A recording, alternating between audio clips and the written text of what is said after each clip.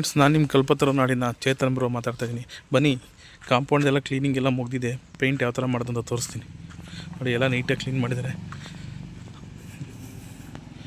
ಎಲ್ಲ ನೀಟಾಗಿ ಕ್ಲೀನ್ ಮಾಡಿದ್ದಾರೆ, ನೀರು ಬಿಟ್ಕೊಂಡು. ಎಲ್ಲ ನೀಟಾಗಿ ಕ್ಲೀನ್ ಮಾಡಿದ್ದಾರೆ. ಎಲ್ಲ ಗಲೀಜೆಲ್ಲ ಹೋಗಿದೆ. ಇವಾಗ ನೋಡಿ, ಇದ್ರ ಮೇಲೆ ಪೇಂಟ್ ಯಾವ ಥರ ಮಾಡ್ತೀವಿ ಅಂತ ತೋರಿಸ್ತೀನಿ ಬನ್ನಿ. ನೋಡಿ ಫ್ರೆಂಡ್ಸ್, ಈ ಥರ ಎಲ್ಲ ಫಸ್ಟು ಬ್ರಷಲ್ಲಿ ಹೊಡ್ಕೊಬೇಕು ನೀಟಾಗಿ. ನೋಡಿ, ಯಾಕೆಂದರೆ ಇದು 1 ಕೋಟಿಗೆಲ್ಲ ನೀಟಾಗಿ ಕವರ್ ಆಗೋಲ್ಲ. ಹಂಗಾಗಿ ನೋಡಿ, ಬ್ರಷ್ ಈ ಥರ ಡಿಸೈನ್ಸ್ ಎಲ್ಲ ಬ್ರಷಲ್ಲೇ ಹೊಡಿಬೇಕು ಫ್ರೆಂಡ್ಸ್, ರೋಲರಲ್ಲಿ ಆಗೋಲ್ಲ.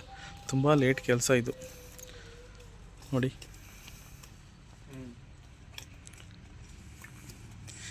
ಒಂದೊಂದಕ್ಕೂ ಸಹ ಬ್ರಷಲ್ಲೇ ಹೊಡಿಬೇಕು. ಇದಕ್ಕೆ ಪ್ರತಿಯೊಂದೂ ರೋಲರಲ್ಲೆಲ್ಲ ಕವರ್ ಆಗೋಲ್ಲ ಫ್ರೆಂಡ್ಸ್ ಇದು.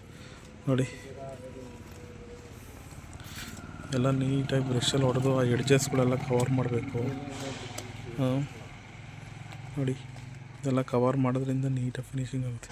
ನಾವು ತೊಗೊಂಡಿದ್ದು ಡ್ಯಾಮ್ ಪ್ರೂಫ್ ತೊಗೊಂಡಿದ್ದೀವಿ, ಏಕೆಂದರೆ ಮೋಲ್ಡ್ ಹಾಳಾಗಬಾರ್ದು ಅಂತ.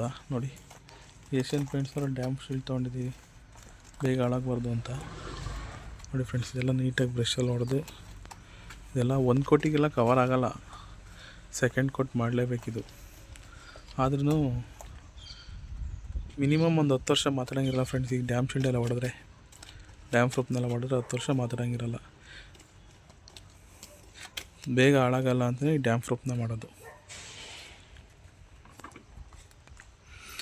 ನೋಡ್ರಲ್ಲ ಫ್ರೆಂಡ್ಸ್, ಈ ಥರ ಪೇಂಟ್ನ 1 ಕೋಟ್ ಕಂಪ್ಲೀಟ್ ಮಾಡಿ ನೆಕ್ಸ್ಟ್ ಇನ್ನೊಂದು ಕೋಟ್ ಮಾಡಬೇಕು.